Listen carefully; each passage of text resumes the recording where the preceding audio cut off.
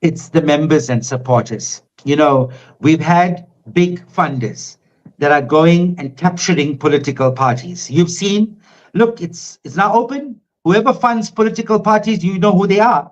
The funders of the ANC, the funders of the DA, the funders of Action SA, the funders of Rise Mzansi, the funders of Bosa political party. I could be wrong there, but I just need to check on that. Are the same. Are the same. You're correct. It's the Oppenheimer family. Yes. It's all of that. If we wanted, as MK, we could have gone to. They offered us funding, but we would refuse to be a captured political party. Understand me about this. Our members buy their own shirts. That's how determined they are to make sure that MK wins this election. They love MK. They love Zuma. Mr. Reddy, I want to now understand the financial model, because it would be so easy, and it would be an easy way to get out of the question when you just say the party members are the ones paying for the MK. My friend, let me I want to understand how, in real terms, how does it look like? Do you have a crowdfunding? You work this out. We got 9.6 million members times 10 rands. How much is that? Simple mathematics. Is that the financial model? Are you saying it on record that 10 rands out of all the members are the ones that are funding the political party? Correct. I said our members fund this party. They buy their own shirts. They do the membership fees contributes to the party. We will not be held to ransom by some big funder who comes and owns MK. MK will never be owned or captured by any funder. It'll never happen. The reason we are in the predicament we are in today, Celino, is simply because political parties are being used as pawns by their funders. Their masters are their funders. They're puppets. They're really puppets in this whole thing. These funders, remember, nobody gives you money for nothing.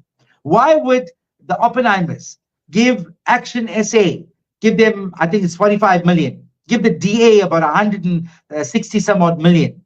Why would they fund these and give Rise Mzansi, I think it's Rise Mzansi, 15 million?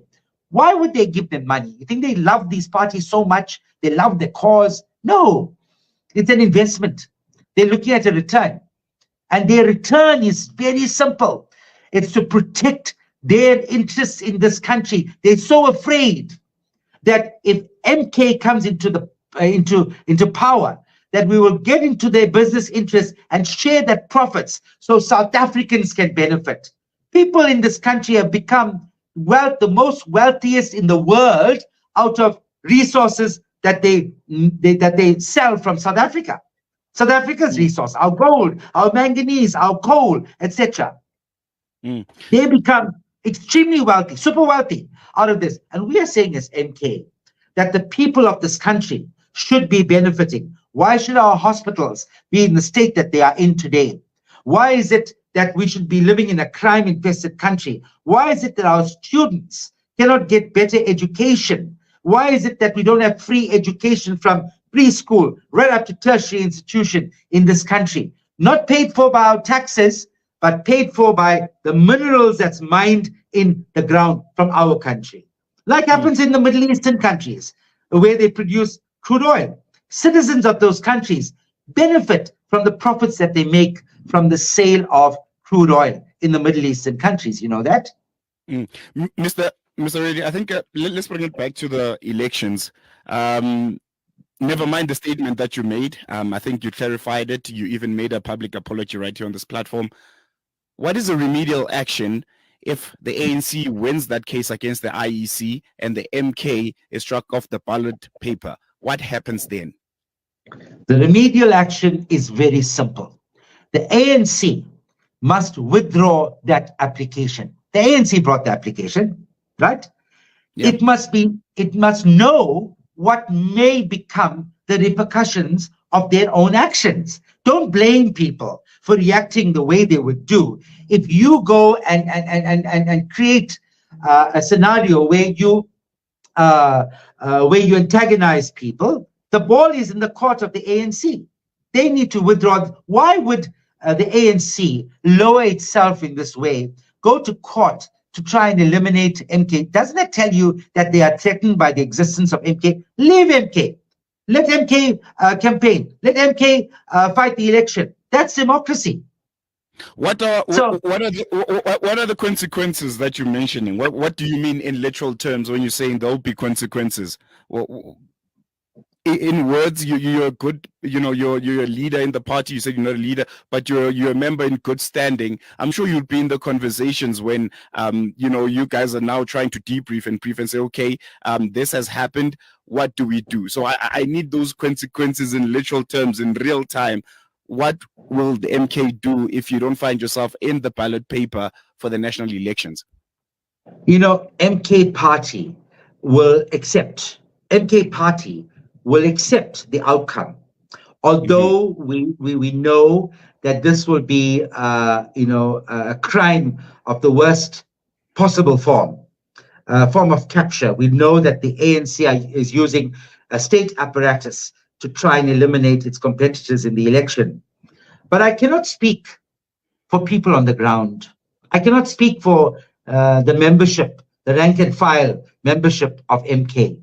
I cannot speak for the supporters of MK, like I said, who are in the millions in this country.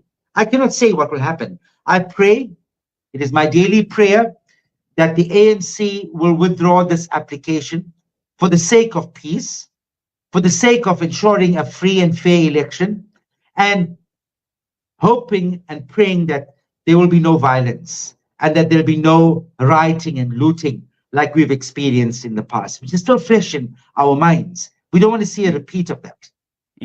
Let me give you another scenario now. You answered that one quite eloquently.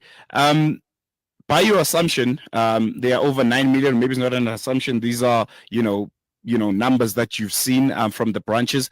There are 9 million party members in the MK. Are these voting members? And what happens if the IEC announces the results that are not in the favor of the MK? We've seen with other parties, the other ones that were red, they would say we have such and such numbers, and then the results come out, they don't match the percentage of the numbers that they are quoting. If that's also the case with the MK, what do you do if the 9 million doesn't reflect the number of voters?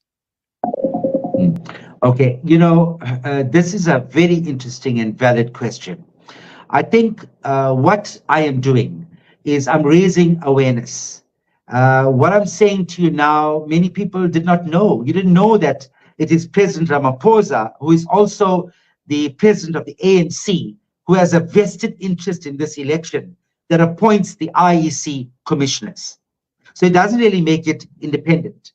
What it should do is ensure that every political party, including MK, that they become extra vigilant, and that every step of the way, right from the actual voting at the voting station, right to the counting, right to the capturing, to every step of the way, that political parties send their eyes and ears out there to watch the IEC, to make sure that, now look, who are your presiding officers in voting stations? In most cases, it is SADTU members. SADTU. Who's SADTU? South African Democratic Teachers Union. It is an alliance partner to COSATU, which is in alliance with the ANC. COSATU and its affiliates, like SADTU, has been holding meetings with its members, talking to them about how they're going to be campaigning for the ANC. A presiding officer who's meant to be neutral is now part of a union that is openly canvassing for the ANC. Don't you think that they need to be watched very carefully and very closely in the voting stations? Mr. Reddy, I think more than ever, this year's elections will be heavily influenced by international relations. South Africa has been very involved in a lot of, pressing issues internationally, whether it's Palestine or it's what's currently happening in Ukraine. But I want to focus firstly on the ongoing genocide in Palestine. What's the MK stance on it? And are you satisfied with how our government has responded with the ICJ and presenting that case against Israel? You know, a goal is scored only when the ball gets into the nets. That's when the goal is scored. Dribbling, dribbling, and dribbling. People don't talk about how well a soccer team dribbles. They talk about how many goals are scored. Insofar as the Palestine-Israel war is concerned, I want to state categorically that MK Party stands with the people of Palestine. The worst form of human rights violations has taken place in Palestine under the watch of the United Nations and others. And we believe that more needs to be done. An MK-led government here in South Africa will do far more than just go to the ICJ. And you see that even after this so-called court victory, the genocide still continues in Palestine. We would go even a step further and send our troops into Palestine to defend the people of Palestine, to defend those innocent women and children who are being butchered and slaughtered by Israeli forces. That's what MK would do. And I hope I've clarified the position of MK insofar as Palestine and the Israel conflict is concerned. It is exactly 6 after 10 o'clock, and that's where we leave it for the day. We do hope that you've enjoyed all the interviews and very especially this final clip by my colleague, Salilo Makwadiri. Till Wednesday morning at midday for the mid-morning show. I leave you with the greetings of Ramadan Kareem. May Allah subhanahu wa ta'ala guide, protect us and accept all of our du'as in this Mubarak month of Ramadan. And don't forget to tune in for a new, exciting and refreshing lineup of our Ramadan programming, inshallah. And of course, a very big thank you to our production team. Nasreen, who is the content producer, and Abdul Salam, the technical producer. Thank you indeed. Keep up the great work. Till the next time, as always, Assalamu alaikum and Khudafiz from me, Julie Ali.